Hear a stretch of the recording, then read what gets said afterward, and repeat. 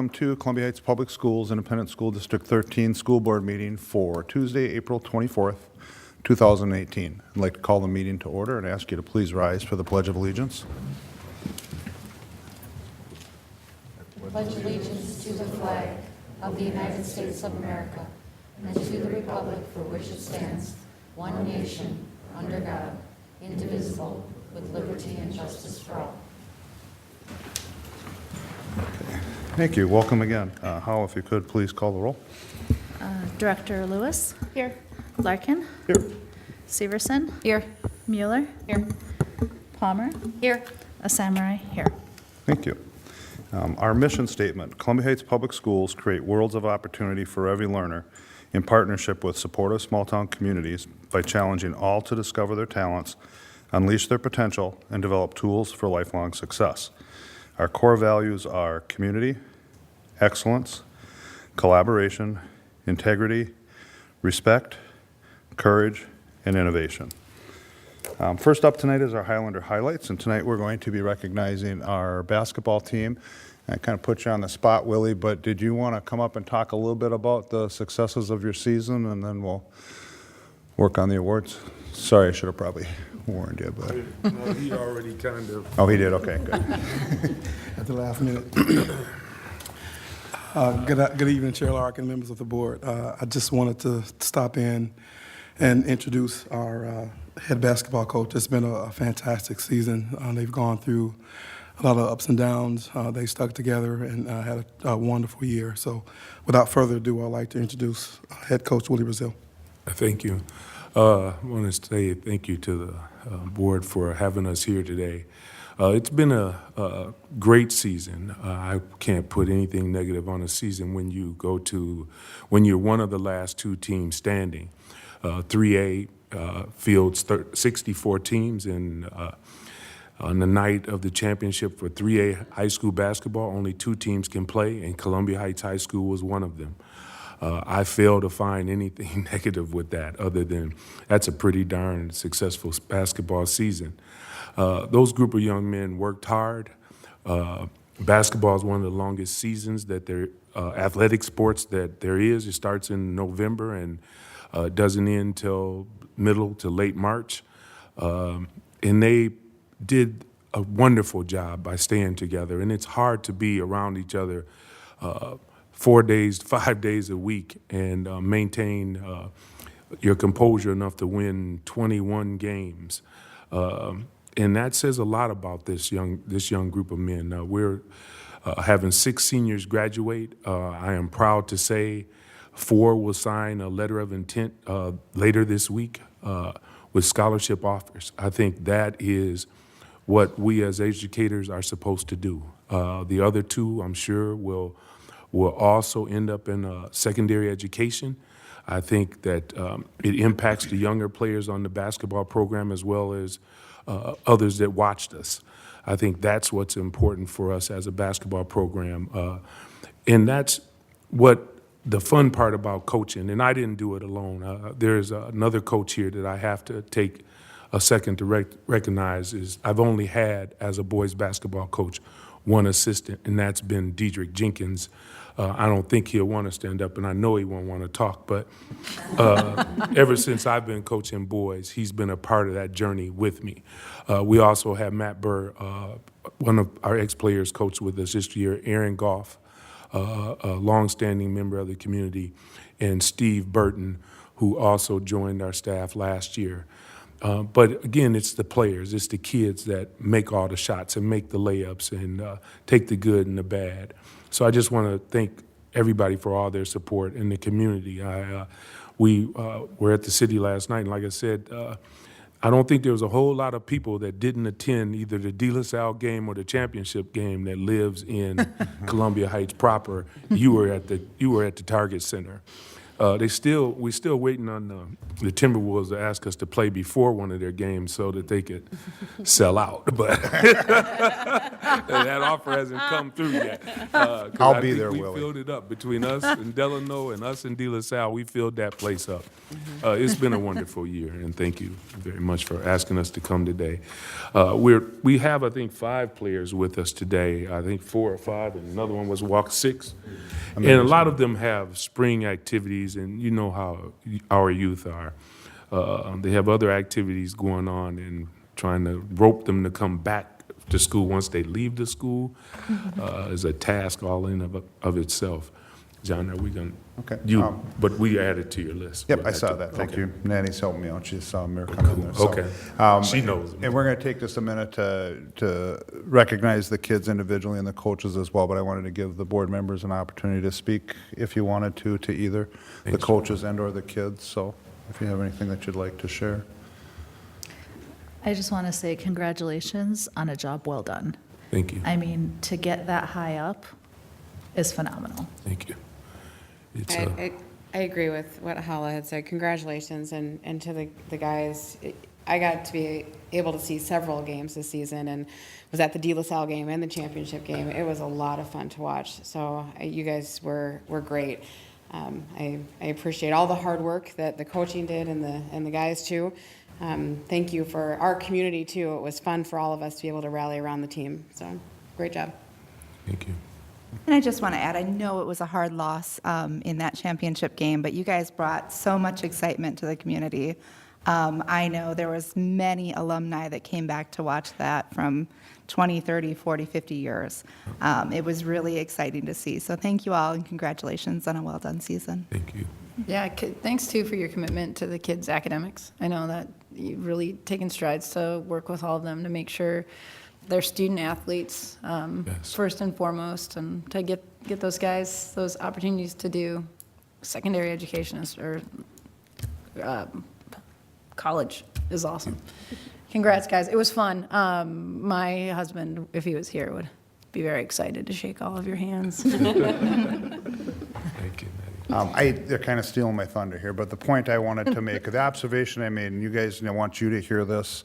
The coaches, I think, got it figured out, but I'm not sure that you recognize what you did for this community with the successes you had, leading up to and the games in the tournament itself. The things I saw, social media was exploding, and it was, alumni from years ago, people that were never alumni, they're just community residents. You guys, what you did is you brought our community together in a way it hasn't been brought together in a long time. And I don't know, maybe someday when you get older. First of all, I apologize for dragging you back here at 7 o'clock on a school night, but we wanted an opportunity to say thank you.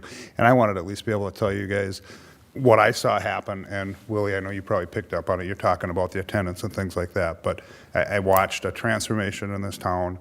I mean, businesses, Yep. the city, the alumni, just residents. It was a really, really cool thing to see. So thank you for what you guys did. Diedrich, you too. And you guys especially for making me proud to be not only alumni of Heights, but a member of the school board. You guys rocked it this year. You did a really nice job. So thank you for that. Okay.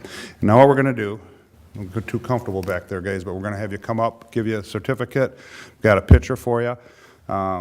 Diedrich and you as well, Willie, and then when we're done, we're going to actually get the board together with you guys. I know you've had quite a few pictures taken lately, but hopefully we're on the tail end of this, but we'd like to get a picture with you guys with the board if you're okay with that. So I'll just call you up, and I'm pretty sure Natty probably did it in alphabetical order because that's what Natty does. So we'll see how she did here. So when I call your name, if you would come up, I'm going to read the certificate says, in recognition and appreciation for the outstanding performance at the 2018 Minnesota State High School League State Boys Basketball Tournament, thank you for representing the Columbia Heights School District.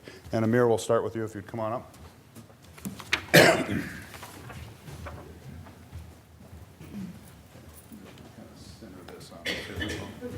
Thank you. Thank you.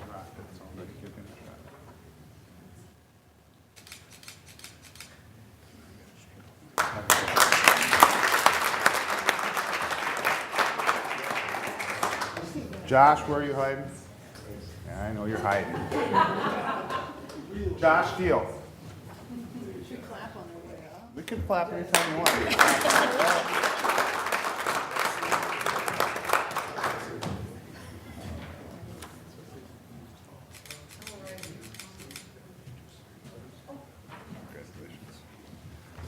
Jordan Jones.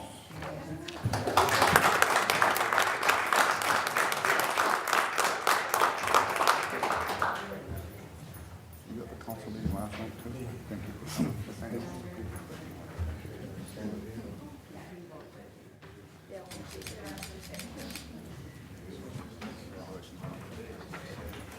Wendell Matthews.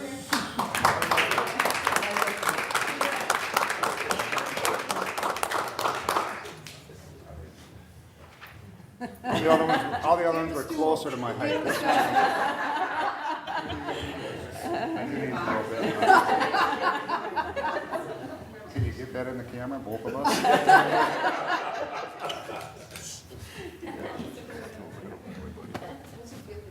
Abdul Mateen Mohammed.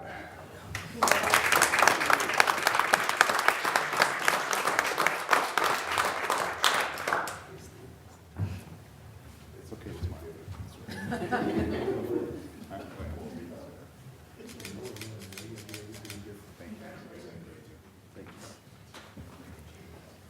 Jarvis Wright.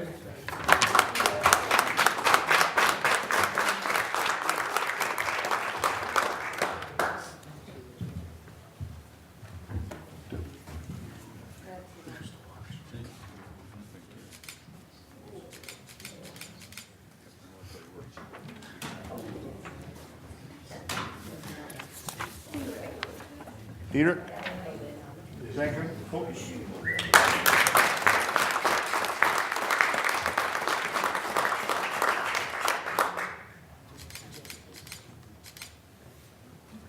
Thank you. Yep. Willie.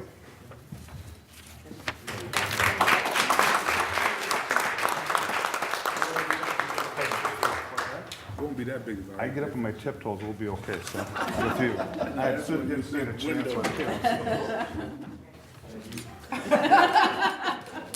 Thought I was kidding. Yeah, the other kids say so too, so. We'll make sure that. And if there's, I think they do pretty good. Yeah, we can There's one make that's sure missing, let me know. No problem. Okay, Casey, where do you want to do the picture thing? Okay, give me. I'll stand by anybody except for him. Come on over this way, guys. Can I get the gentleman in the back and the school board up front? That's a nice way to stand. Good thing I wore my heels today. For obvious reasons. Jordan, that's you too. Casey. I know I have to stand in front because I'm always in front.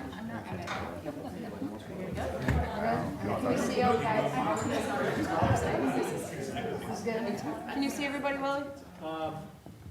That's great, you're so tall. Okay, 3, 2, 1. Thank you. Thanks, guys. Thank you.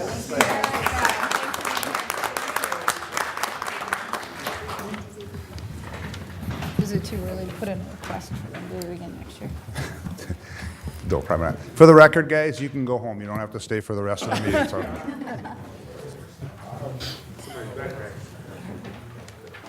I should have read that. I didn't even see that in there. Sorry. Fine Arts Night. I think there's a concert in there too. Okay. Next up would be the agenda approval, adjustments, announcements, and correspondence. We'll start with the approval of the agenda. If I could get a motion to move that forward. So moved. Laura? Laura and Molly. Any discussion? Excuse me, hearing none, all those in favor say aye. Aye. Opposed? Abstained? Motion carries. Announcements, on May 8th at 5 PM, there'll be a subcommittee on policy. Also on May 8th at 7 PM, there'll be a regular school board meeting here in the community room.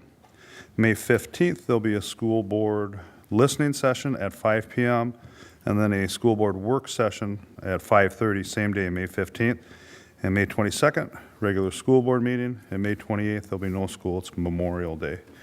Next up would be correspondence. Turn to Zena. Any correspondence that we need to be aware of? There's no correspondence at this time. Okay, no correspondence, thank you. Next up would be communication to the board. At this time, any citizen or employee may briefly address the school board. Board will listen to the brief remarks, ask clarifying questions, and if desired, request that administration follow up. The board will not take action at this meeting on requests presented at this time. Dawn, do we have anybody that requested to speak? No forms filled out? Okay, thank you. Next up would be the consent agenda, which includes the personnel report. If I get a motion to move that forward. So moved. Natty? Second. I'll give it to Lorian. Lorian? Any discussion? Any questions? Hearing none, all's in favor say aye. Aye. Opposed? Abstain? Motion carries. Next up would be an acknowledgement of contributions, and if I could get a motion in a second, then I'll read the resolution. So moved. Holla? Second. Ooh, Lorian Sorry. got that one. Okay. It's a race. Whereas Minnesota Statute 123B.02 permits school boards to receive, for the benefits of the district, bequests, donations, or gifts for any proper purpose, and apply the same to the purpose designated. In that behalf, the board may act as trustee of any trust created for the benefit of the district and for the benefit of the pupils thereof. Therefore, be it resolved by the School Board of Columbia Heights Public Schools, Independent School District Number 13, that the school board accepts with appreciation the contributions detailed in the background in the amount of $32,455.50. In the detailed background, a donation of $1,500 was made to the Columbia Heights High School by George Holt for the state basketball tournament buses and expenses. A donation of $6,750 was made to Columbia Heights Public Schools by Rasmussen Northeast Foundation for EverFi financial literacy donation. The following donations were made to Columbia Heights, the Columbia Heights Eat Up the Debt campaign. Donna Schmidt, $120. Samia Madali, $100. Dominion Management Services, $500.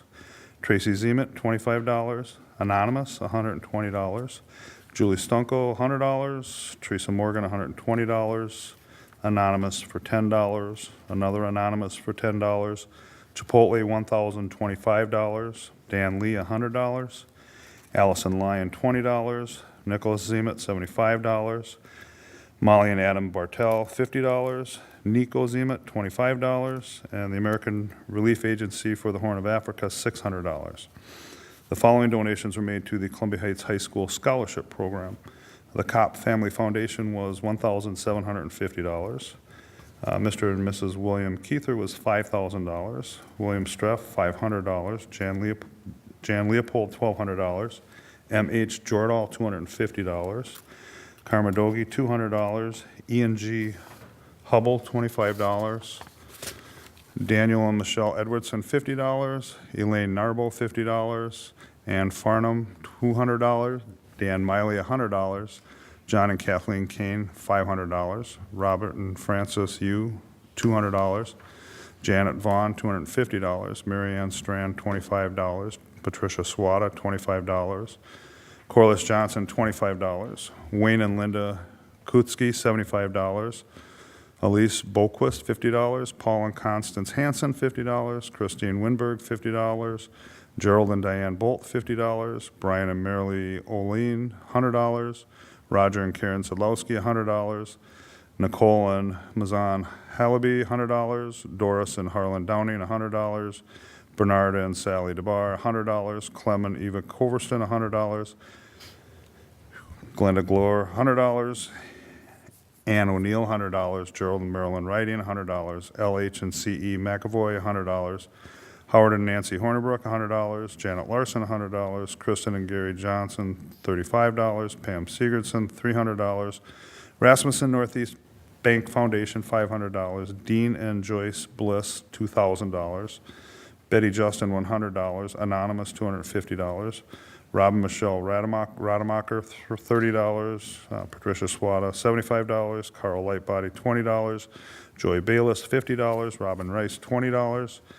Teresa and Lenny Small, $20. Shelley and Alan Johnson, $20. Stephen and Pamela Myers, $50. Jean and Robert Richards, $100. Marcia and Tillman Bergman, $25. Mark and Connie Swakhammer, $30. Philip Doherty, $20. Callie Ite, thank you. Callie Ite, $20. Angela Knoll, $20. Michelle Lunders, $20. Jeanette Marr, $20. Erica Topman, $20. Mary Williams, $20. Doug and Pat Johnson, $2,000. And the Fridley Columbia Heights Kiwanis Club, $2,000. Not done. Value in kind. Donation of pork and beef to the Columbia Heights Public Schools by William Streff for the all-staff picnic. Estimated value $800. Donation of a hygiene and clothing items to Highland Elementary by Catherine Shanley for student needs. Estimated value $175. Donation of uniform pants to Valley View by Catherine Shanley for student needs. Estimated value $30. And donation of hygiene and clothing to Columbia Heights Academy by Catherine Shanley for student needs. Estimated value of $450. Now I'm done. Questions, comments, discussion? It's incredible. Thank you. Yes, thank you. Overcome by Yeah. the support. It's fun that it's a long list of names and so many generous people. And as an alumni, and I'm sure you could say the same, it's always really nice to hear all of the old teachers that we grew up having in Columbia Heights that are on that list. You'd be surprised at how many are on there. There's a lot of That's previous incredible. staff. Yeah, normally they don't like to hear me talk much, but when I'm reading this, they're okay with waiting it out. So, very generous. And it's that time of the year we have the scholarship recognition is coming up next month and stuff, so people are obviously contributing to that. And historically, this district and this community has been extremely generous, not just regarding that, but obviously, people are going after the Eat Up to Deck campaign. People are still coming in with the clothing and the hygiene stuff. So, I mean, it's nice. I guess I don't know how else to say that, but anybody else, comments? Okay. Hearing no further discussion, this is a resolution, so Hall, if you would, a roll call. Lewis, Aye. Larkin, Aye. Severson, Aye. Mueller, Aye. Palmer, Aye. a Samurai, aye. Motion carries. Thank you again to everybody. Next up, reports from members of the board. Board members will report out on board activities since the last regularly scheduled meeting. Lauren, if you're okay, let's start up. Sure, absolutely. I was at the Teacher of the Year celebration. So it was great to see Ms. Myers honored for that. I also attended the first community forum for the strategic roadmap planning and the musical at the high school this last weekend as well, and talk more about that too. But that was a great show, so hopefully people can get out and see that coming up this coming weekend. Yeah, you're up, Patty. Yeah, I was also able to attend that same strategic roadmap community forum. It was great to see the people who came out and hear their ideas, and it was a really nice opportunity to brainstorm, a little guided brainstorming to get a feel on what community members had in mind. Excited for the remaining dozens of meetings that are going to happen in a similar fashion. Made it to the Athletic Booster Award Night, was able to recognize a lot of student athletes there and celebrate with the boosters who are really generous contributors to activities in our district. Went to the chair meeting right before this and also caught the very first boys baseball game. That gives me hope that summer really will come. So, yeah. Okay. Laura? Well, let me see. It seems like it's been a really busy couple of weeks here. I attended both of the first two community conversations.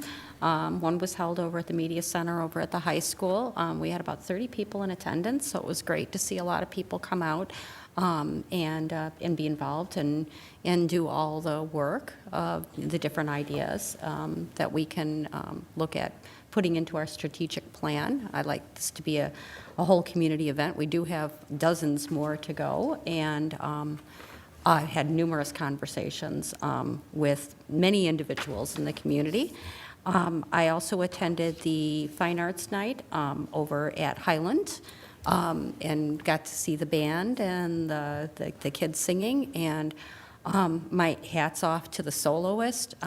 She was absolutely amazing, fifth grader. I was extraordinarily impressed, and due to confidentiality, I can't say her name, so I just wanted to say that I was really incredibly impressed with your maturity. She was really, really, really good. It was quite a joy to attend that. So if you ever get a chance to make sure and get out to the grade schools and support the kids with their learning and their ambitions in music, that's great. We also have a whole bunch of trombone players coming up, which should make the upper grades very, very happy. So I think that's about it. Maybe. Okay. I don't know. It's been busy. Seems like I was seeing board members like every night of the week for the past 2 weeks.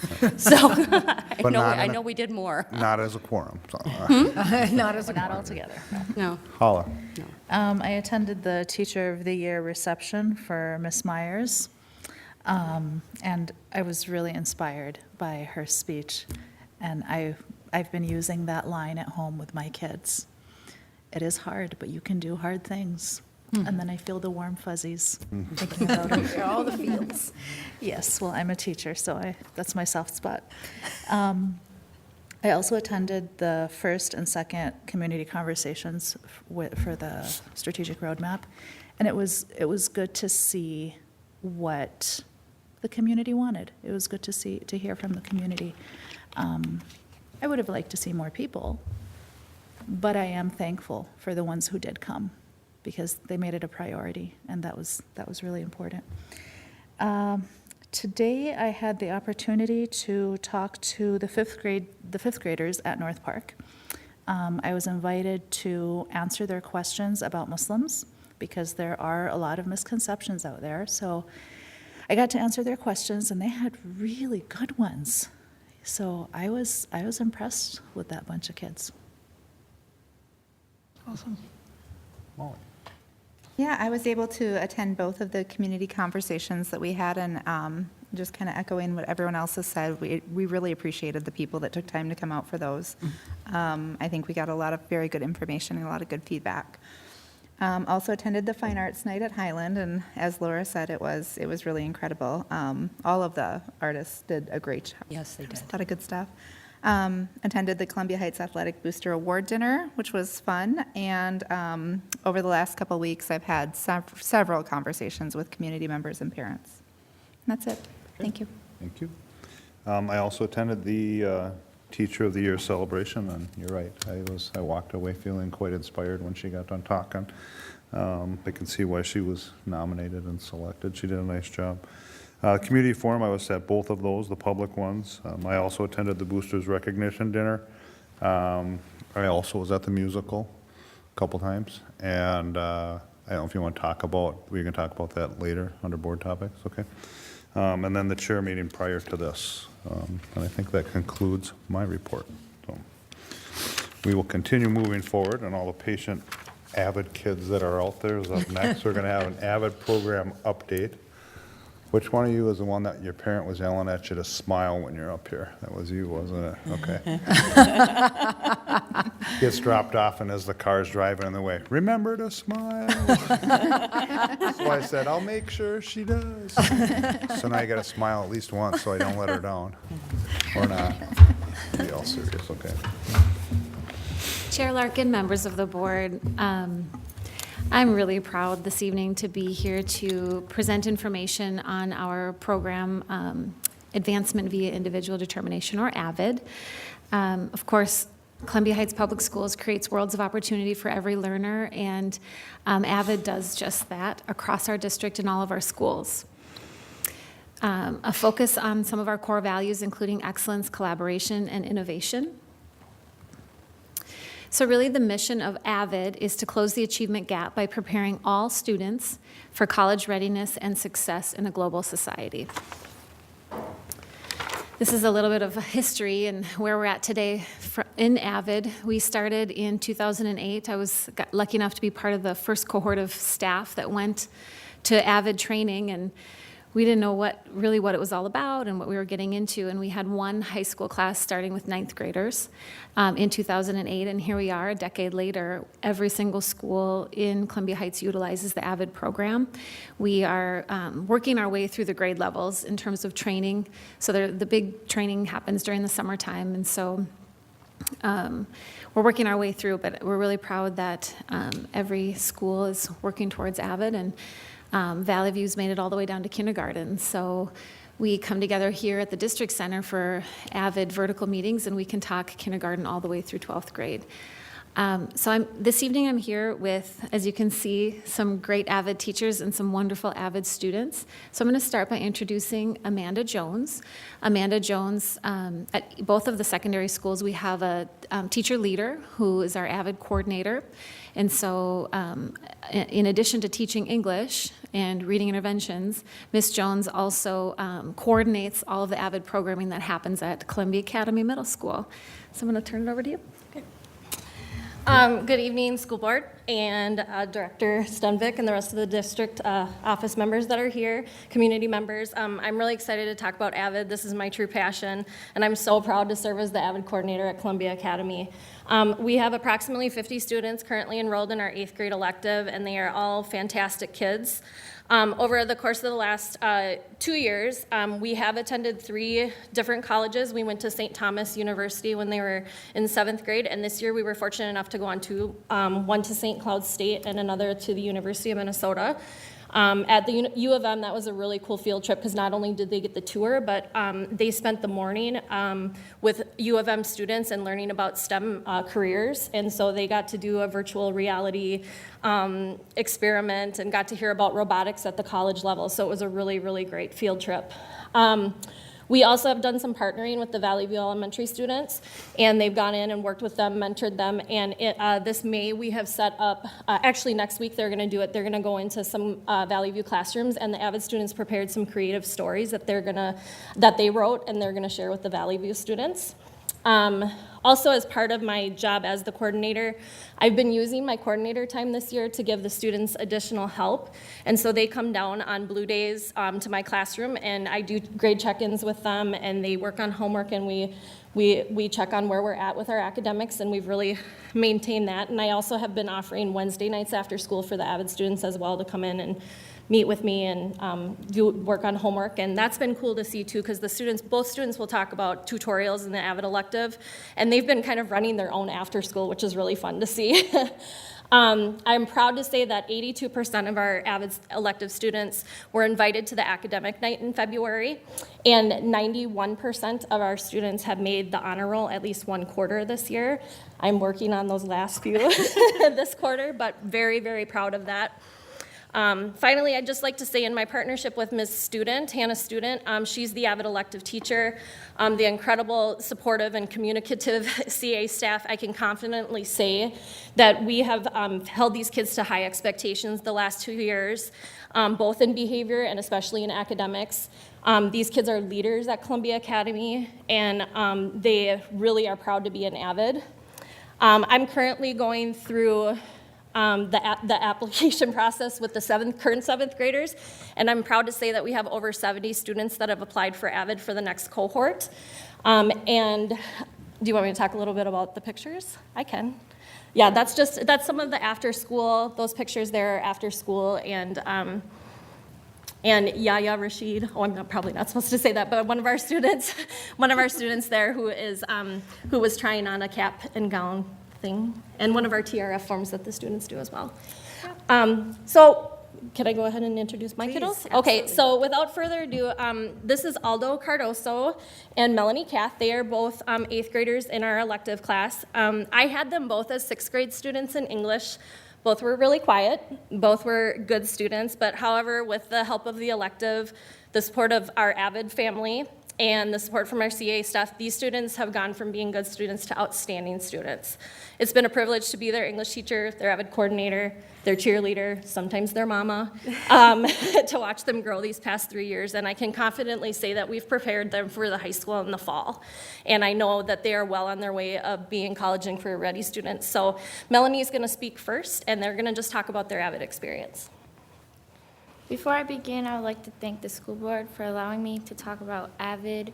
And although I'm telling my AVID story tonight, I'm here representing my entire AVID family, and that is an honor. What does AVID mean for me? For me, AVID is a class that helps you with schoolwork and learn important life skills, including what I need to know to prepare for college. This year was a rough year for me. I got a concussion, and that really affected my schoolwork, and it prevented me from focusing in class. AVID helped me a lot through that process of getting better. On blue days, Ms. Jones would have a time during lunch to come and work on classwork. That time allowed me to catch up in my classes and ask for additional help. As I healed from the concussion, I received a lot of support from Ms. Jones and our AVID family. AVID has given me the opportunity to get extra support in my other classes and learn new strategies. We have also learned a lot about college costs, college classes, as well as majors. AVID pushes me academically. It encourages me to keep my grades up, stay on task, and ask more questions in all of my classes. I think AVID can assist other students at Columbia Academy with grades or if they don't understand something in their classes.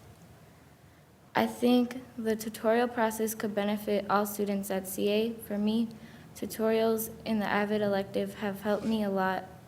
Tutorials answer questions that I have in my other classes and it helps me prepare for tests. AVID has taught me new reading skills I can use throughout my day, and the more I practice them, the better I got at using them. Other skills AVID has taught me include staying organized and making a good schedule for homework. Overall, AVID has helped me come closer with my friends as well as make new friends. AVID also improved my skills as a public speaker, which I am proud of, and it gave me the privilege of speaking to you today. I'm not sure if I chose AVID or if AVID chose me. Either way, AVID has given me the opportunity to become a better student, to improve socially and academically, and become a more positive person with a better mindset. That's why AVID makes a difference at Columbia Academy. Thank you.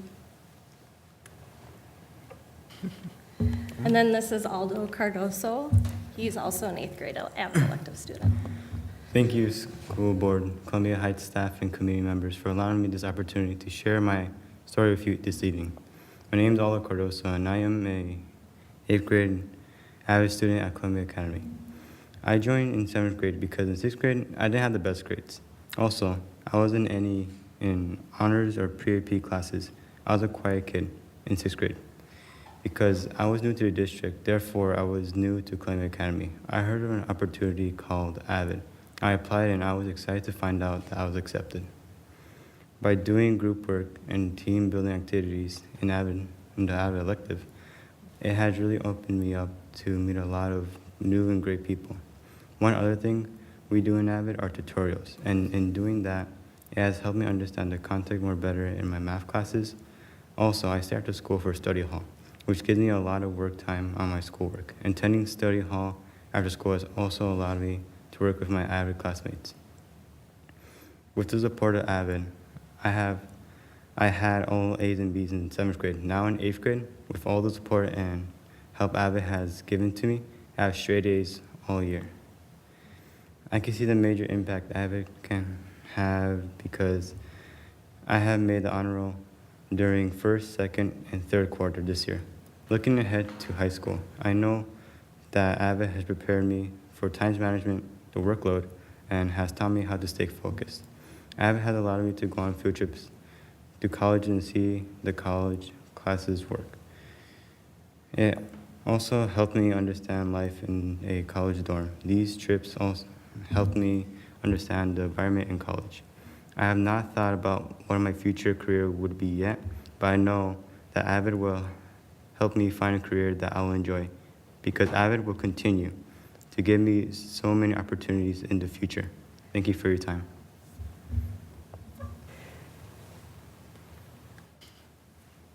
Do you want to say anything about it? Here's some examples of the college visits that the Columbia Academy students went on.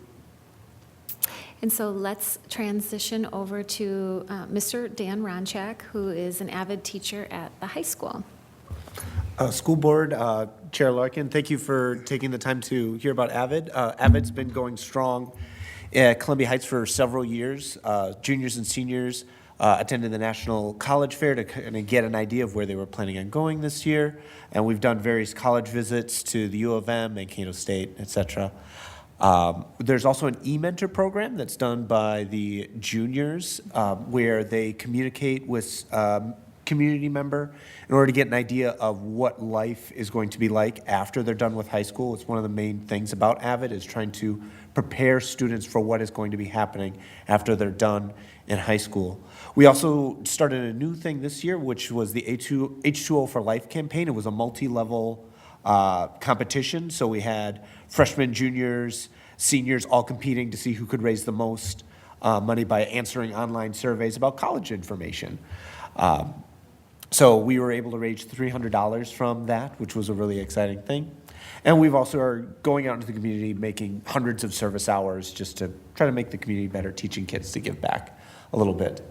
All of our students, especially in the upper levels, are enrolled in the AP classes as well as the Anoka Ramsey Community College classes that are being offered at the high school this year, because we want to make sure that students are experiencing those difficult level classes to make sure that the tutorials make the most sense for them. We've also been doing a lot of ACT prep in the junior and sophomore level classes to make sure that students are ready for those high stakes tests. And the AVID marking the test strategy is a really strong strategy about how to work with the text and interact with the text, has been one of the major things that the high school has been doing in order to support the literacy initiative. So all teachers are having that common language of numbering paragraphs, underlining key terms, circling author claims, things like that, to help students really understand how they want to be interacting with that text. We've also had AVID seniors come back after they've graduated in order to start tutoring with us this year, which has been a really exciting opportunity. This is a couple of the tutorials that we have during the AVID elective, so we have a special room for it. And I was kind of excited with the middle school one was the same form that we're using. So I was excited to see that. There's one in the corner. The bottom one, I believe, is the, when they did the visit, with the e-mentors. That's the next one. Oh, that's the next one. Okay, so there's an e-mentor visit that's coming later, but doing the college fair so students can see what those colleges are like. This is the H2O for Life thing. And there it is, yeah. So we actually had the students meet their e-mentors. They fill out professional emails to each other and have a back and forth about what their experience was like in the professional realm and how they got into college. So of our 37 AVID seniors this year, which is a pretty big group, we got some exciting numbers this year. The first one was how many colleges that they applied to. I told them not to apply to very many, but amongst the 37, they were accepted into 125 colleges and counting. We're still working on that. So there's still a couple acceptance letters that we're hoping to see if we can get that number a little higher. The second number is more exciting. Every year about December, I say, all right, we're done with college applications. We want to start raising money. I want you to raise $1 million. Is what I want you to do. And every year I've been disappointed. So we every year we apply, every year we try, and I was like, we're gonna do it this year. We're gonna do it this year. I haven't even included money that they've gotten from FAFSA yet. And right now we are at $1.4 million in college applications. That's not how much we're actually getting, but they've applied. I've never seen it that high. So it's a really exciting year for that. And they're still applying. I've told them to apply for more. A lot of them are like, yeah, I'm not done with this one quite yet. So that number is going to go up. So it's been a very exciting year for that stuff. So this is Nardos Jigu, and she's here to talk a little bit about what she's gotten out of her high school experiences with AVID. Nardos has been with AVID all 4 years, and she's got some things to share about it. Hi, my name is Nardos Jigu, and I'm a senior at Columbia High School. And I'm just going to talk a little bit about myself and my experience in AVID.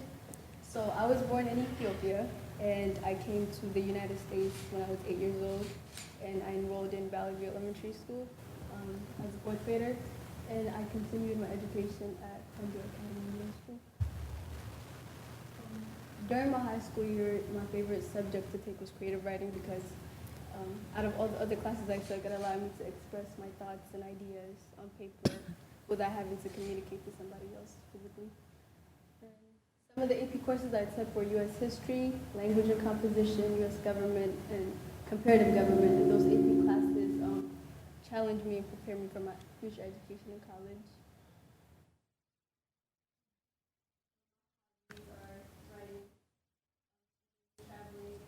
And is after I get my nursing degree, to go back to Ethiopia and help the people in need and music because it relaxes me. And first and foremost, I would like to thank God for all the blessings in my life. And secondly, I would like to thank my mother for supporting me in everything I do in my life. And secondly, my siblings for pushing me and inspiring me to be a better version of myself on a daily. And also my friends who helped me with so I've been enrolled in AVID, and I've been participating in the program since a freshman in high school.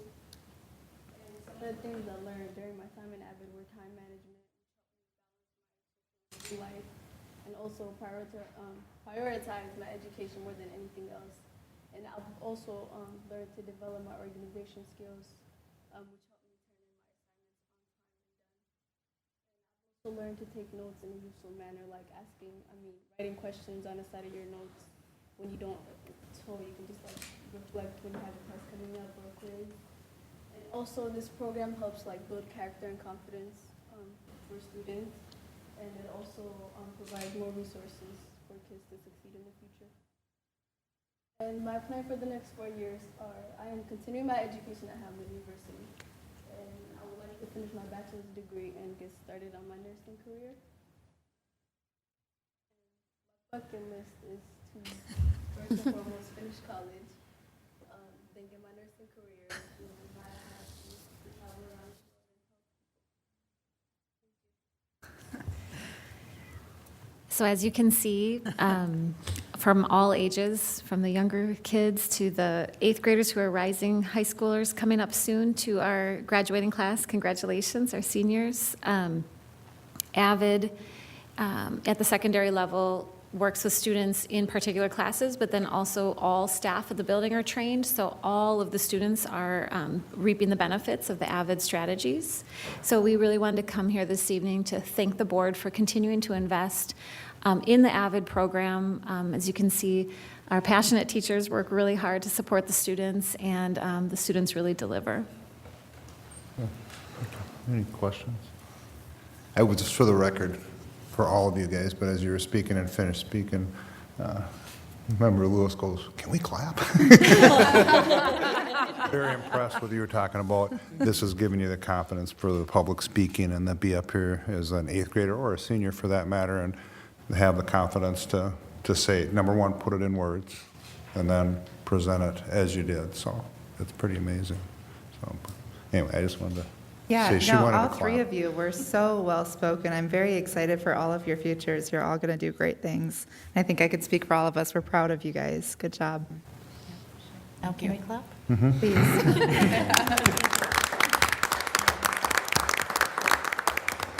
Thank you for your enthusiasm as being the support group for the kids too, both at Columbia Academy. I mean, you can hear it in your voices when you're talking and the accomplishments that you're putting up there. That's exciting. That's got to help them get excited too. So thank you for that.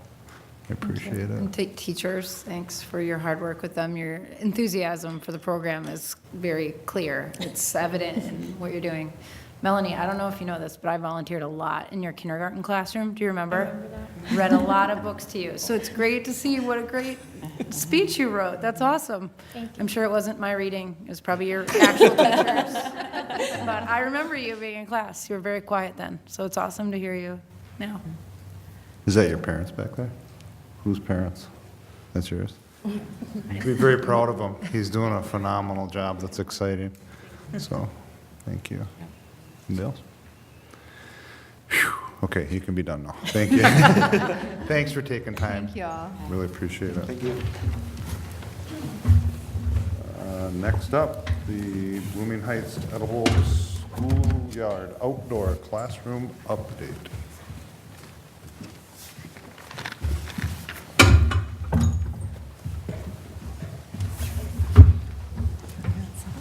What's that? Yep. Chair Larkin, members of the school board, we're very pleased to be here this evening to give you our annual update about the Blooming Heights Edible Schoolyard program. And this is one of my favorite evenings of the year because I get to hand the microphone over to Maya Lemon and listen to her talk about all of the ways in which Blooming Heights since 2010 has really gotten integrated into the fabric of our district, and for you to hear the exciting things that have been happening in this past year with our program. With that, I'll hand it over to Maya Lemon, our agriculture specialist. Thank you all so much for making time to hear about what we're doing tonight, or doing in the garden tonight, and I look forward to sharing with you all. So I love that this is our mission statement because I really feel like this fits with what we're trying to do in Blooming Heights. We create another world, actually, by being able to bring students out into the garden, and so we really try and meet every learner in that space, and so that's a really important part of our work. I think that we see all of our core values in our work in the garden, but particularly when we've surveyed students, they have talked about feeling like they're really building skills in relation to community, collaboration, and innovation. This is an image that was put together by the National Gardening Association, and it has, so in the center it says the Garden Project, and then it has sort of our big core subjects that come out like the pathways of a garden, and then it has more sort of specific subjects. So this image, I think, really beautifully illustrates what a garden can do in an education community. It really can be the central hub that a lot of things operate around, and that's really how we see our Blooming Heights program. We don't just work with science classes. I think that folks often think like, oh, it's a garden, so it's just for science. We also have lots of art classes come out. We have theater arts classes coming out next week to do movement in the garden, and so we really see the garden as a space for all of our subjects to sort of operate around and with. And we like this image so much that we sent it to you last week so that you have a separate sheet of just that image. Do we have room to make ours look like that? I would love to. That's amazing. So one of the big things, I've been in this job for almost 2 years, and one of the big things that I've tried to do in my time is really make sure that we have a clear system of what this position does, because it's a pretty unique position. And so part of that has been to really articulate what it is that this position does at different times of the year. It's obviously a very seasonal position. So I wanted to share this with you all because that's been really helpful to me and sort of thinking about what I do, and I think will be helpful to whoever does this job when I'm no longer doing this job. So in January and February, it's a lot of curriculum development, program and yearly planning. We also collaborate with all of the K-5 classes to do American Indian curriculum, so I go into all the classes and teach a lesson that mirrors what they do with their American Indian trunks, and we do wild rice taste testing. In March and April, we're seeding transplants, we're planting the garden, we're beginning planting, except not this year, and we're also not doing garden visits this year, but we're about to start, so that sort of is a seasonally dependent kind of thing. In May and June, things pick up a lot. I'm about to get really busy with grade level field trips. So this year we have 4 of our grade levels from North Park are going to get bussed over to see the garden. We try and bring as many of our classes out to the garden here in the springtime. We're also beginning our planting and having other classes visit the garden and launching our summer programmings, and then we're wrapping up after school programming. In July and August, we run lots of summer programs. I'll talk more about what those are specifically. We're harvesting a lot. We're planting for fall.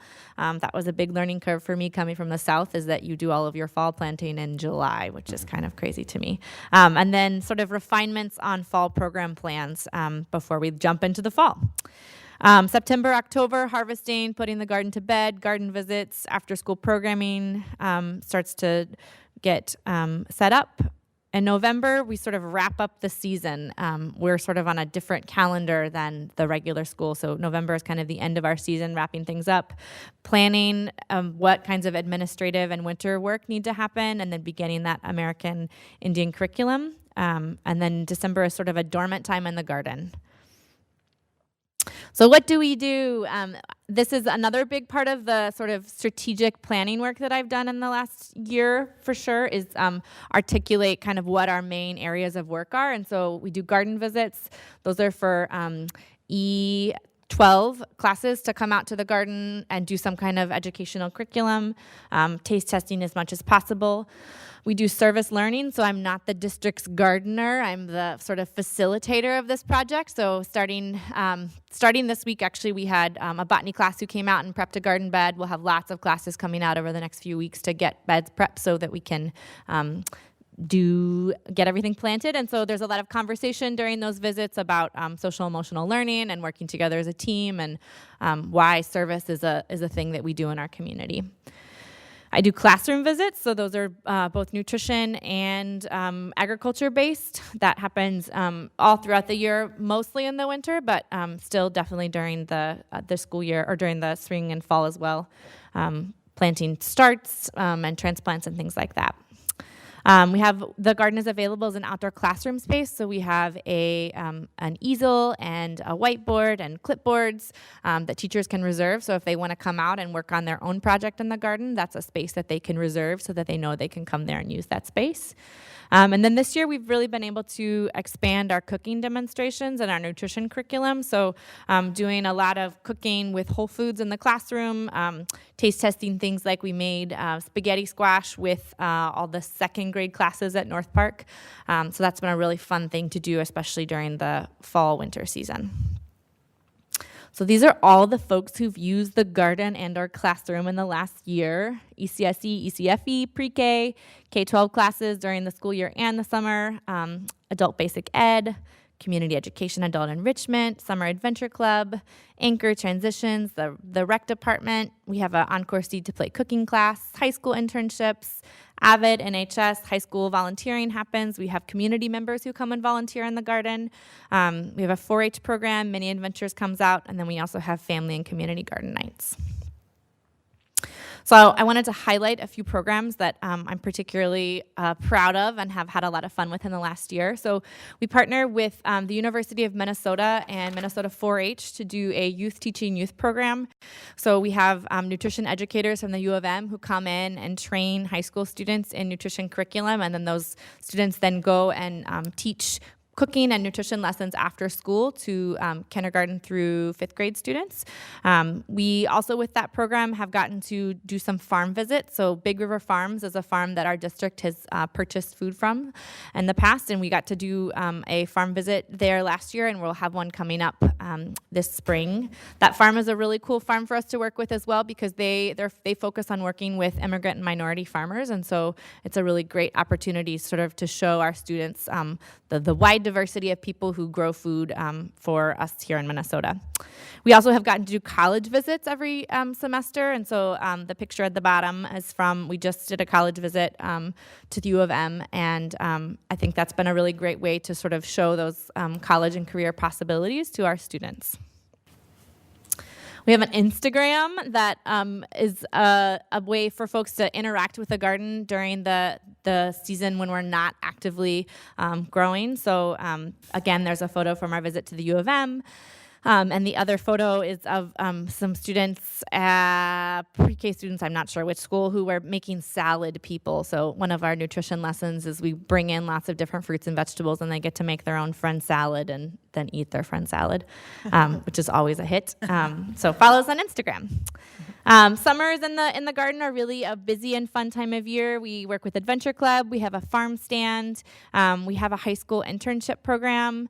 Last summer, Appetite for Change, which is an organization that does food justice work out of North Minneapolis, they came and visited with us and talked about their youth food work. So that internship is a really great opportunity to get high school students more deeply involved with the work we do in the garden. We do produce distribution to SECA and into the cafeteria. The cafeteria distribution goes all the way until November, sort of as long as we have food. We have very willing and helpful partnerships in the cafeteria here in the high school, and so lots of food goes into our salad bars in particular. We also work with Mini Adventures and with the Columbia Heights Rec Department. And then last summer we had Metro ABE brought out 150 adults to the garden in August, and we got to do garden visits, so that was a really fun time. And then we work with summer school. Nutrition lessons have been really fun. We had our salad people lesson that I talked to. I love this photo. Spaghetti squash, smoothies, hummus and veggies, salad, garden wild rice. And so really it's about showing kids that good, healthy food can taste good, and it can look good, and it can be a fun and positive experience. And so it's about creating those really beautiful and tasty experiences with food. We have a Encore Seed to Plate cooking program.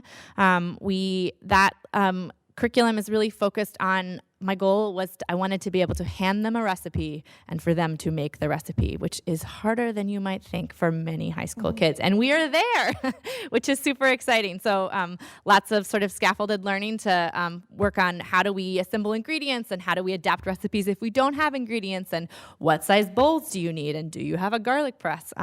So that's been a really sort of fun process. And we have a video. Can we show that video? Where is it? If you go back one. I think you should be able to. Maybe it's not going to let us.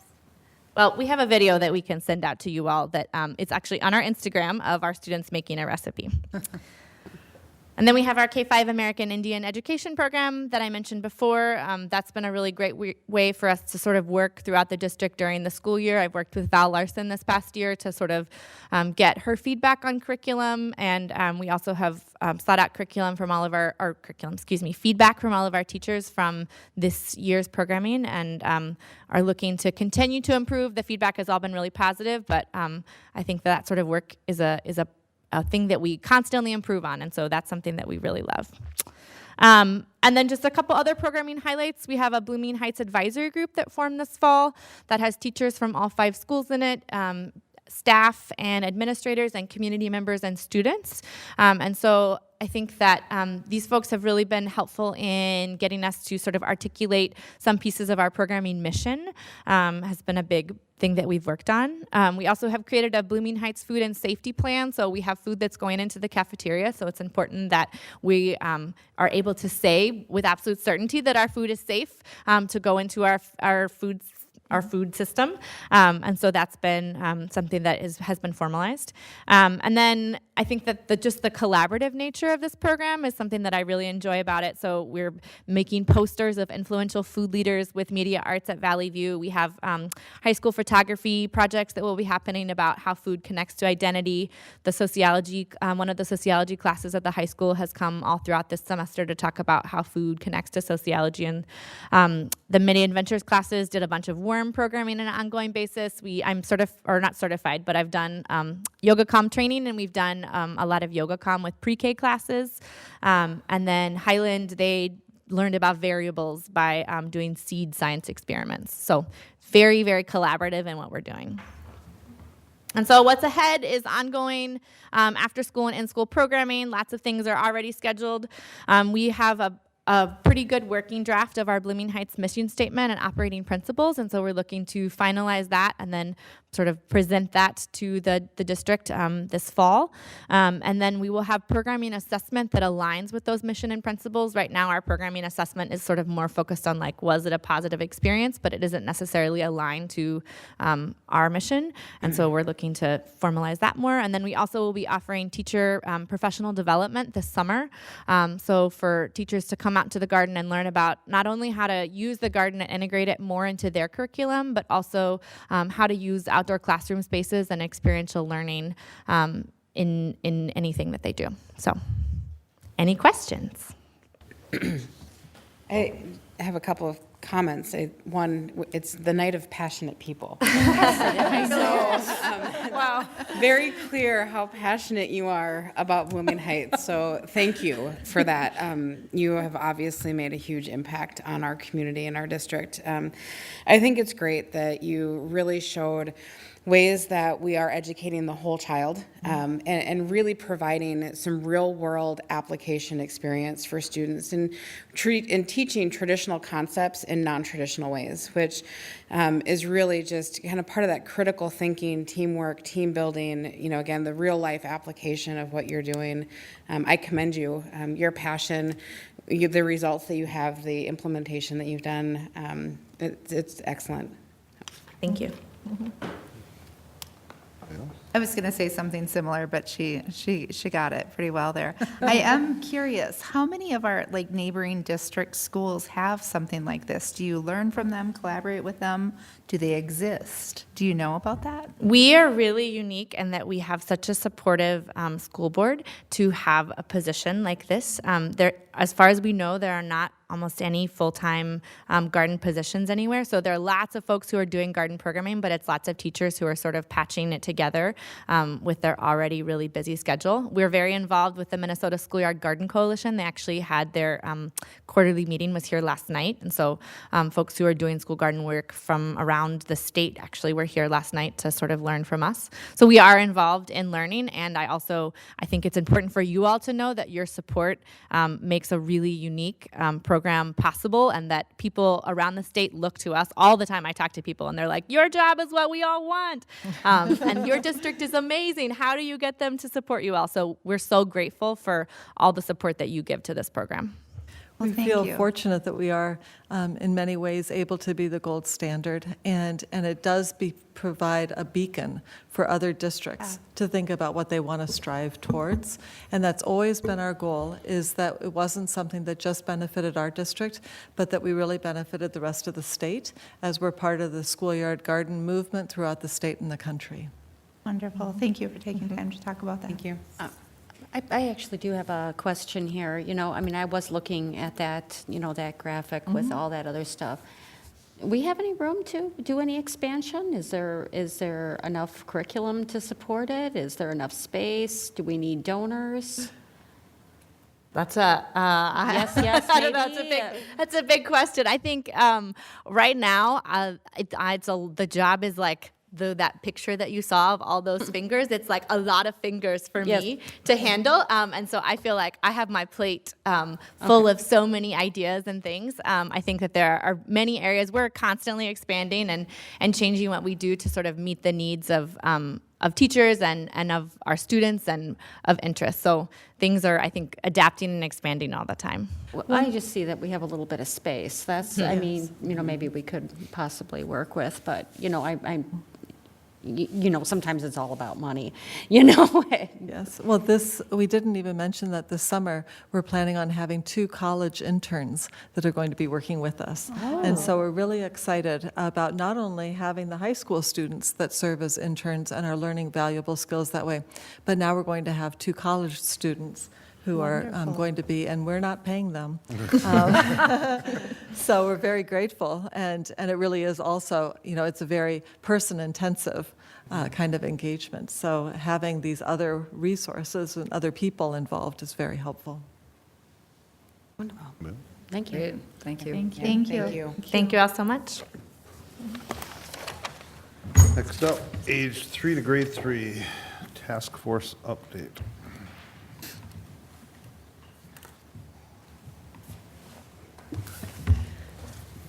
Chair Larkin, members of the school board, we are here this evening to just give you an update about the work of the age 3 to grade 3 task force. So this helps us to fulfill our mission of creating worlds of opportunity for every learner. And this work, which is really aligning instruction, curriculum, and assessment from age 3 to grade 3, utilizes especially the core values of excellence, collaboration, and innovation.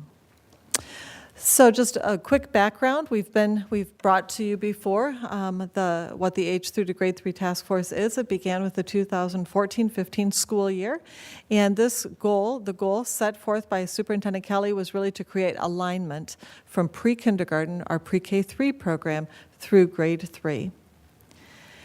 And the key areas of alignment work were both creating a common knowledge and vision, building collaborative relationships and opportunities, so teachers really talking with each other about what they're doing in each of their classes, conducting program evaluation, establishing a problem-solving process, creating instructional tools, aligning standards. Some of the standards have been revised, so we've also had to go through some revision of ours, and then also to plan now for parent involvement that's aligned with pre-K through grade 3. So the task force is made up of early childhood teachers, so our pre-K 3 and pre-K 4 teachers, the elementary school teachers from all 3 of our elementaries, and then the Department of Teaching and Learning has really led the way also, especially around the curriculum and assessment. So some of the projects that we have completed thus far, we started off with responsive classroom. And I'll just say when this task force began in 2014-15, K-12 and pre-K seemed like they were worlds apart. And since that time, back then Director Stunkel used to always have to remind us to say E12, and now it really does feel fully integrated. So we started off with responsive classroom, which is, of course, behavior management and character development and training. So we had trained our elementary staff for many years, but bringing that into pre-K was really important. Next, we tackled the literacy standards, and this is actually, we've vertically aligned literacy standards to this point, pre-K through 12th grade. And sometimes that's done in a little bit of a vacuum, so middle school teachers work on theirs, and then we bring them together with high school teachers, and elementary teachers work together. And so being able to bring the pre-K teachers into the fold and have really deep conversations and some difficult conversations and some aha moments about pre-K 3, pre-K 4, really pushing the bar with academics with the kids, and then in kindergarten and first grade really looking at what our expectations were in the past and then bringing them up to speed. Really powerful conversations. And making sure that there's not redundancy or limiting the redundancy, and then also making sure that there aren't any gaps. And our pre-K 3 and 4 teachers have really learned a lot about the expectations of some areas that we hadn't done, like mapping, for example. So it's been mutually beneficial. Math standards, the early childhood indicators of progress, or the early childhood standards, came out last year, and so this was really the work of the task force last year and into this fall. So we've completed that alignment as well. And our project underway, we are designing with the team some concise grade level curriculum kind of pamphlets. So a new family can come to the district and grab a quick and easy to read pamphlet that shows what are the grade level expectations. So for example, I think we're trying to limit it to no more than 7. Here are the big things you're going to learn for literacy, for math, some of the other kind of social, emotional, or behavioral, developmentally appropriate life skills that your students will learn and work on that school year. As you know, we've moved from No Child Left Behind to the new federal law, Every Student Succeeds Act. So that has some really big implications for the English Learner Program, including moving English Learner programs into pre-K. So around about January, we did a lot of work with the pre-K team and the elementary team to determine and inform people of how we were going to identify pre-K students as well and what that process would be.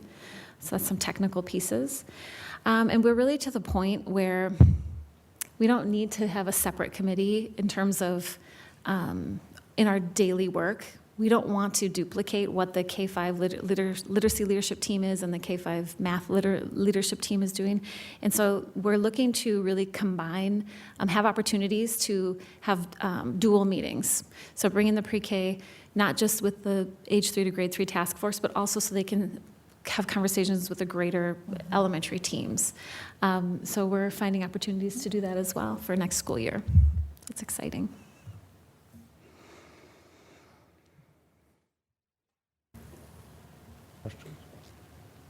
Yeah, so I commend you on the alignment and the mapping. It's because it makes perfect sense to be efficient in what you're doing. I have a question, a concern, a worry as a parent and educator. We know that when we push down too much academics on younger kids. It doesn't serve them. And we can call it challenge, but it can really hurt them in the long run. So, and I know that the standards are the standards, but what are we doing to make sure that they still get to be 3 and 4-year-olds? You know, we don't want pre-K to be the new first grade. Kindergarten's already the new first grade, and that's not good for kids. Sure. Well, the early childhood indicators of progress that are all on MDE's website, and I encourage you to look at them, cover not only math and writing, literacy, things like that, but also a lot of social emotional. And so and they also provide booklets for parents about how to understand what is developmentally appropriate. So I think that as our teachers have looked at the revised early childhood indicators of progress, they have not felt concerned about it feeling like a heavy academic. They have felt that they really reflect what they're seeing the students able to do, but there is also definitely that whole child, as was being mentioned earlier about Blooming Heights, really that whole child approach. Our early childhood teachers professional learning community, PLC work this year has been on Yoga Calm. And so there's definitely that use also. And they know the early childhood teachers, their heart is all about the social emotional support of the students and the building of community. And so that is really the framework within which then there is some interjection of at the little math area in the prepared classroom, in the literacy area, in the big muscle area. So it becomes part of the whole experience for the child, and is, both intellectually stimulating, but also there's the stimulation of the other areas. So I would say too that the state of Minnesota has done a really nice job to prepare and provide a series of trainings for district leaders prior to the launching of the early indicators of progress. So Director Stunkla and I, Superintendent Kathy, and Principal DeWitt attended, I think it was 5 series over about a year and a half, so from my K-12 lens and graduation standards lens, it was really, how are academics incorporated into play? And how is playing with these blocks, how are the teachers sitting back and watching and observing how kids are interacting, and are they stacking up the blocks? And, what kinds of conversations are kids having with each other? So it, just in preparation for launching the early childhood standards, it was really, I think, drilled into us through that series that it's, what is developmentally appropriate for the students, which I appreciated. And play is the work of children. Yes. And the classroom, and if you haven't seen the pre-K3 and pre-K4 classroom, I encourage you to see it, because it really is a prepared classroom, a space where children can explore all of those areas. I really appreciate that you guys are totally on the same wavelength with play is their work. It is. And that's how they learn. Yes. And I'm glad to hear that there is receptivity to the idea that there's readiness, and some kids aren't ready developmentally yet, and they're not labeled as slow or anything like that, and it's that your staff is working with them, and it's built in. There's the individualized support for each child. Right. In one of our trainings, it really resonated with me that the presenter said, what does kindergarten readiness mean? And of course, the audience talked about the students having this skill level, and the presenter said, no, it's the adults. Are you ready for whoever's walking into your door? Yes. So that was really the training that we got. Thank you for all that you do. Yeah, thanks. Anybody else? Thank you. Next up, we have the annual capital project levy update. Can these presenters match the passion of? I don't know. We need the passion. Pump it up, you two. Let's go. With the topic and at this time of night.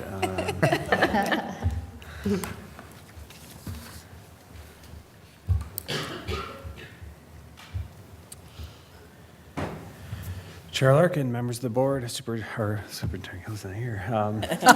Tonight, we are presenting the Capital Projects Levy Annual Update. Again, our mission, creating worlds of opportunity for every learner. and our core values: community excellence, collaboration, integration, respect, courage, and innovation. And you'll see all of those in this conversation this evening.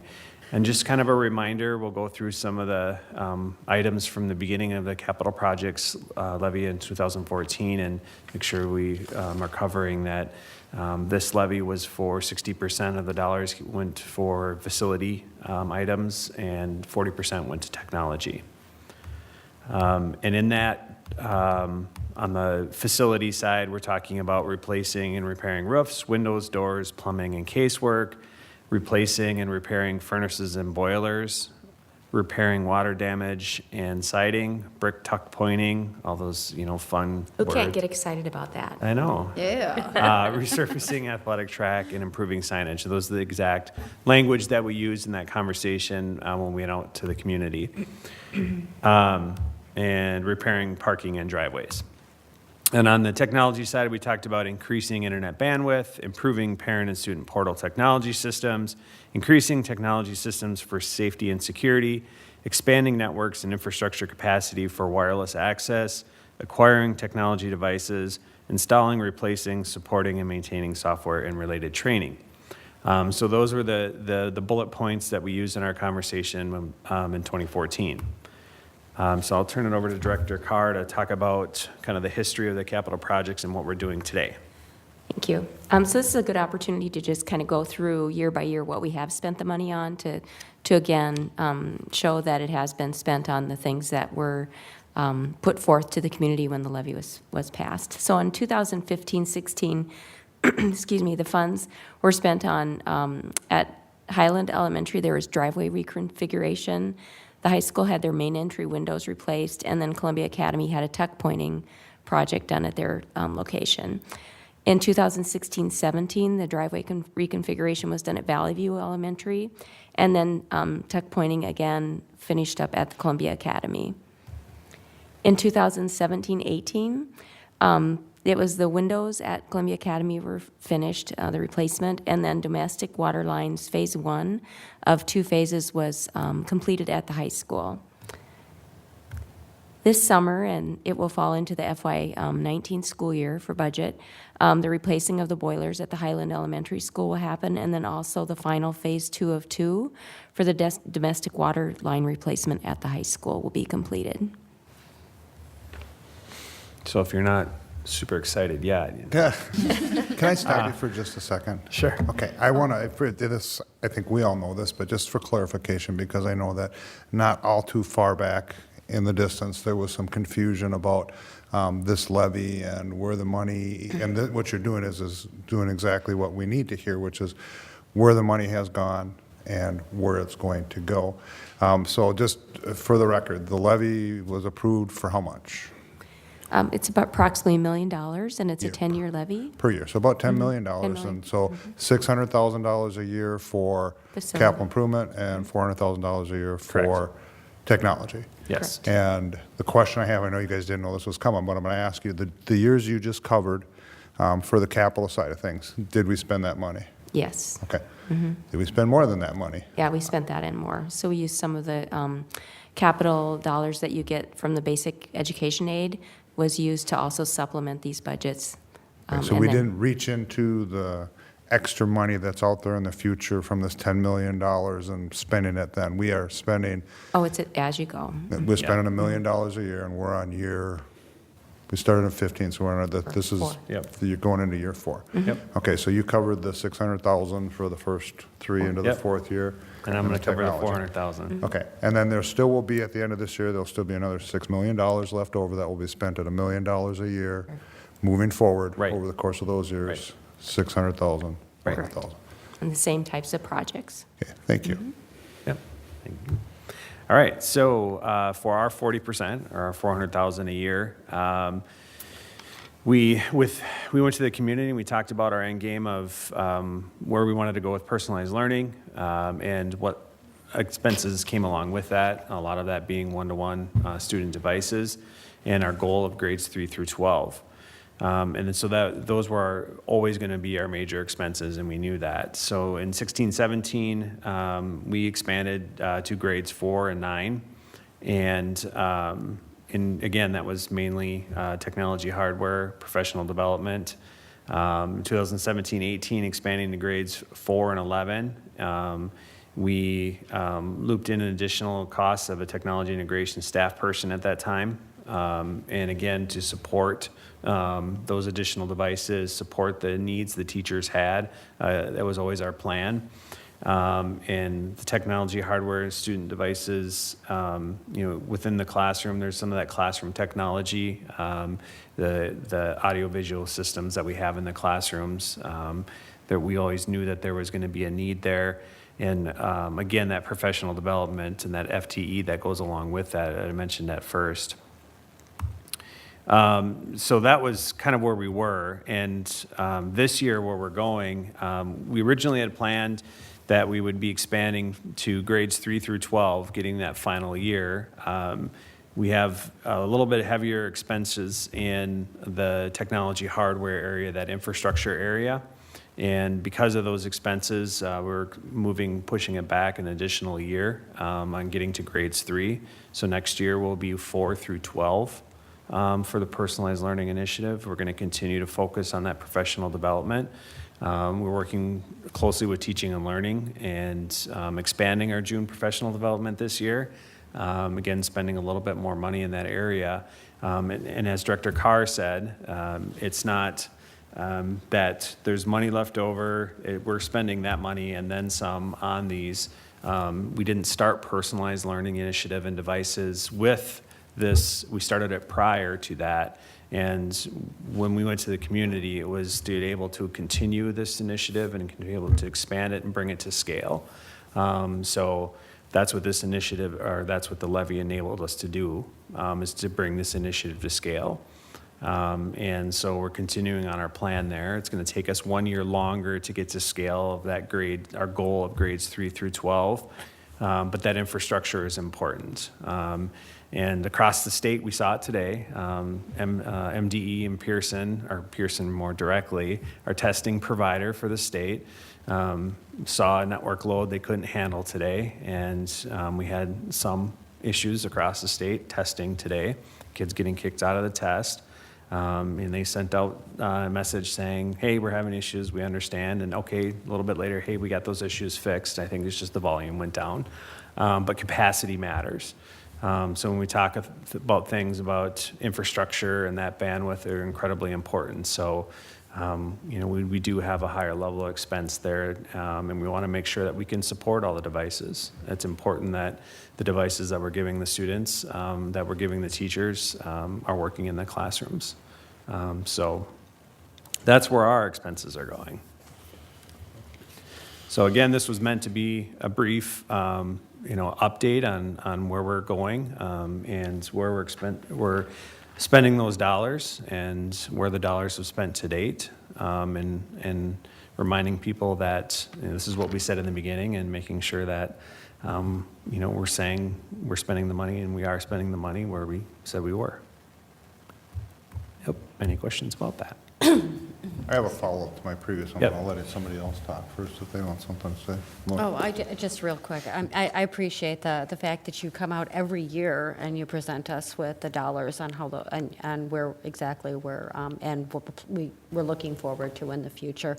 I know some projects got moved forward and some got, but I'm glad that that we're gonna make sure we get that bandwidth, that capacity first before we start putting more into the system. So I think that's a really good idea.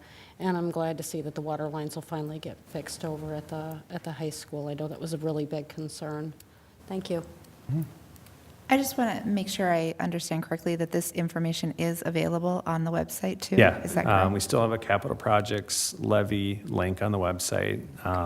The community anybody can click on it.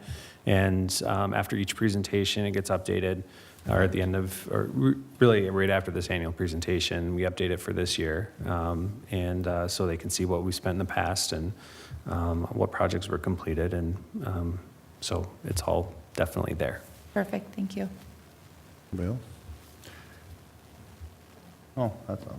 Would it be safe to say that the initial information that was presented when we went out for this levy, that we're for the most part, following what we projected that we were going to do. You had some technology updates or upgrades that we needed to take care of, but what we told the people we were going to do is what we've done, and our intention is to continue to do so.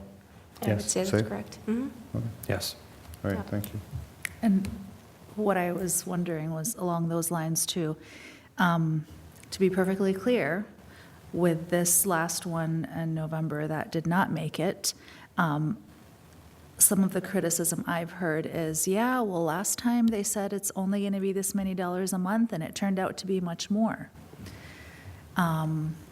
Because we already voted to put the referendum on the ballot in November, I would like to ask you guys today to say something to that. And I know this is completely way out there, but I would like to invite you to say something about what the estimated amount was, increase in taxes, and then what ended up being the tax increase. So I think I can answer that. When you do a levy like that and you do the estimates, all the estimates are really based on the market value of your home at the time. And so when Springstead Financial, I'm sure, did those estimates at that time, they run them, and every time they show estimates, it will say based on the market value of. And I know just by experiencing the Truth in Taxation hearing this year, the same comment was happening. People were surprised by what their taxes were, but it was directly related to the increase in market value of homes. So if people's market value of their home would have stayed constant, those estimates should have been correct. I'm not sure if that makes sense, but that's really the driving factor. We aren't levying more. It's a factor of how many students you have and what your market value is on your property. So the discrepancies are because of the increase in market values. And that's due to the state financing formulas, correct? It's not our... No, the marketing, it's the assessor, the assessment of your property in the district. And so say your house was valued at $100,000 in 2014, and now it's $120,000. That will increase the amount that you see on your property tax statement for what you're paying for this levy, just by virtue of the value of your home going up. So, for example, when we did the levy back in 2014, the average home cost was $150,000. Now it's $160,000 in Columbia Heights. So when, if we were to do this again and we send out the information, here's the estimates, it's based on an average home of $160,000, because that average home cost has gone up in Columbia Heights by $10,000. So, and I don't know that these were the exact numbers, so a 5% estimate on 120 is obviously going to be 5% of 130 or 140 is going to be more. So the percentage increase. So the percentage itself doesn't change. I don't think so. No, it So doesn't. it's Even just- when we went through our truth and taxation, we didn't, the percentage that we approved as a board. That doesn't change. That didn't change. Okay, What so that- changed was the values, and it did then now, but now you're So then looking it's at. straight math. So, yeah, it's 5% of 100,000 is different than 5% of 150,000. Exactly. Okay. So So you the can- percentages do not change. It's all numbers, and it's how you make them look, because if you're paying X amount for that $100,000 house, and now you're paying this much for that 150, well, my taxes, I'm paying 10% more in taxes. No, you're paying your, whatever it was, the percentage we had, but it's more, and in reality, it's more out of your pocket. There's no question about that, but it There's isn't more. that something got snuck in or something was changed. It Yeah. was the percentage we approved is what went through the value of the homes. So our percentage has not changed, the percentage we approved, and that was the maximum, because Yes. the formula at the state level has made it such that we need to do that, so we Forced us can to do fund that. schools. It's the pay, with the pay levy particularly. Yeah. correct? And totally lost it. Well, I was going to say, well, that there's two other things as well. We also levy at 105% to cover tax debts that aren't paid. Any of that money over what we initially asked for is returned back to the community. It's returned back. Right. So anything that would have been over extra, it's going to be credited back.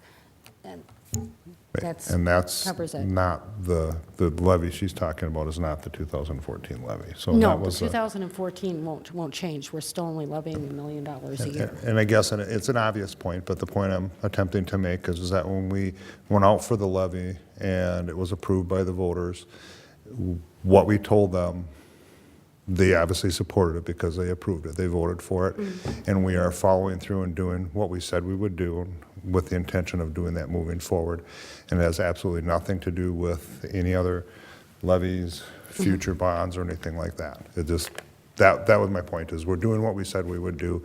The information's available if someone is interested or willing to take the time to research it. Yes. And I do just want to, I know you didn't, you said it, but you didn't mean it, but we have not officially voted for the referendum for this fall. Correct. Okay, I just want to make sure that people aren't going, because it's something Correct. coming forward. No, I just, we have had conversations about it, and we support it as a board. We support, we supported. Yes, it will be Moving coming back. forward. It'll be Yeah, coming back, discussing it, yeah. yes, so, okay, good. All right, Jump the gun on that one. that's all right. I like it, but anyway. Are we done with them? Thank you for We kind of answering got off those task on questions that in one, but detail. I thought it was important to maybe have that Wanted to conversation. increase the level of passion in the discussion. Yeah, we see, we did it. About We got being passion taxed. out of your presentation, Brian. Well, here's the thing, when you're paying more for that, a homeowner could be like, yay, my house is worth that much more. Yes, Yeah. yes. Yeah. The property Market value, you know? Good schools raise property value. Yep, so, and the market is recovering. Yes. Okay, next up would be our action items. First up would be the lease amendment for adult basic education. Chair Larkin, members of the school board. We're back this evening for, on the ABE lease amendment for a 5-year lease extension. This was presented at the school board as an informational item last school board meeting. And this evening, we're here to just give you another look at the ABE lease summary. Our current lease ends June 30th of this year. The lease costs are shared with the Fridley Public School System, and the terms of the proposed leases are as stated on the screen. It's the same square footage, 8,629 square feet. The owner is going to upgrade the heating, ventilation, and air conditioning unit to improve room temperature control. We'll have 1 month's free rent. We'll use that to put some improvements into the site, and the increase proposed is at 2.6%. So we'll start the lease at $11.69 a square foot in the first year, and the last year it will end at $12.91 per square foot. It's a 5-year term renewal, so we would request approval of the lease. Start with a motion to move that forward. So moved. Is that Laura and Hala? Discussion. Okay. Hearing none, all those in favor say aye. Aye. Opposed? Abstain? Motion carries. Thank you. Thank you. Community Education Adventure Club, Mini Adventure Club fees.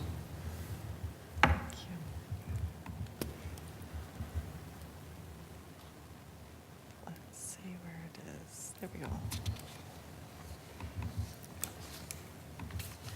Chair Larkin, members of the school board, this evening we are bringing to you the action item that we brought at your last meeting as an information item regarding the Adventure Club Mini Adventures fees for 2018-19. These would change starting with the new school year.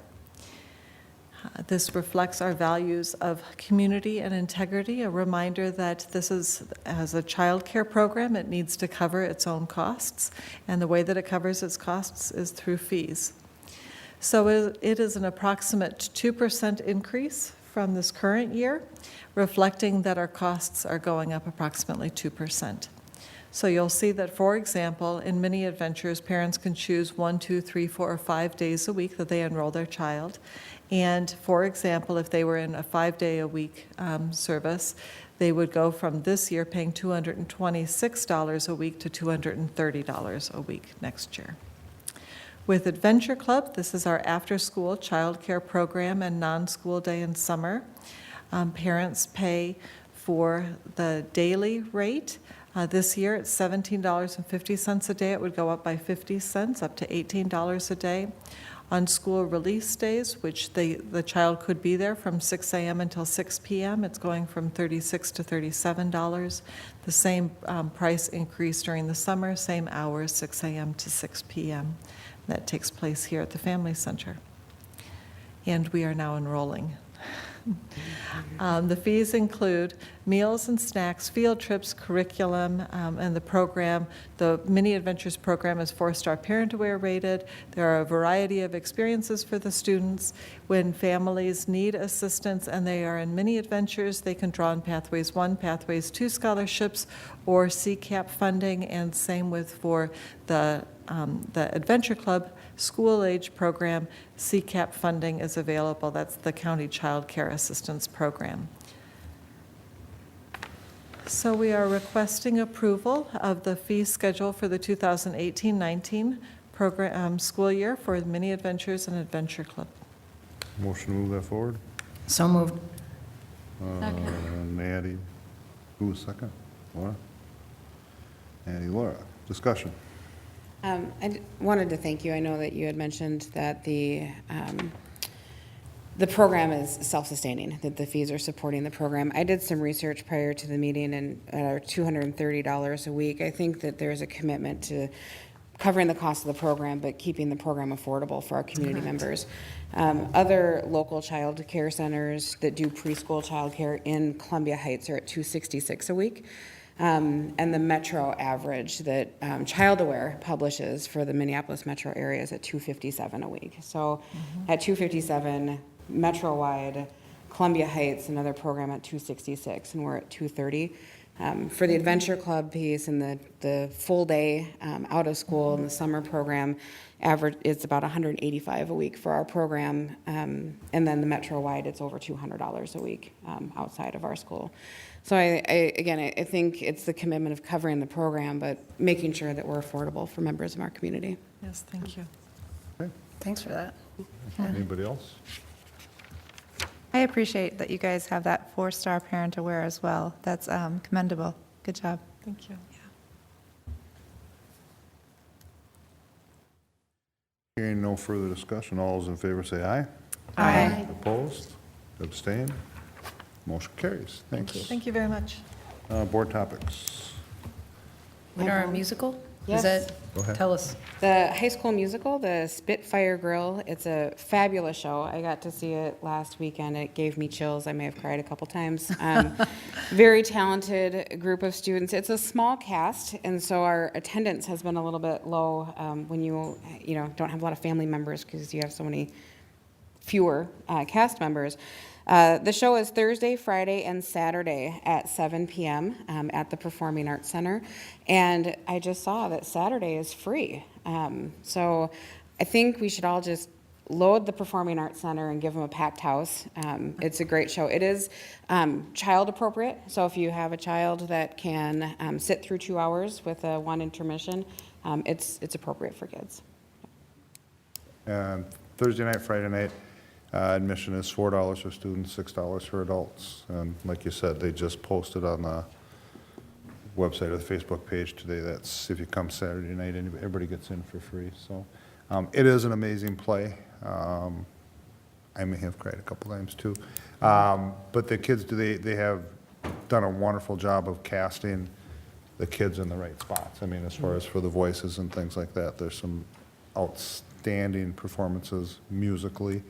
And the acting is always really good, but it's actually a pretty fun play. It's a little over 2 hours. There's a short intermission in between, but it goes by really fast. So, I have one other thing. yes. If you are a senior at Columbia Heights High School or the parent of a senior, the all-night party tickets, the tickets for the all-night party after graduation are now available. So please see the student council and or Ms. Jungers for those.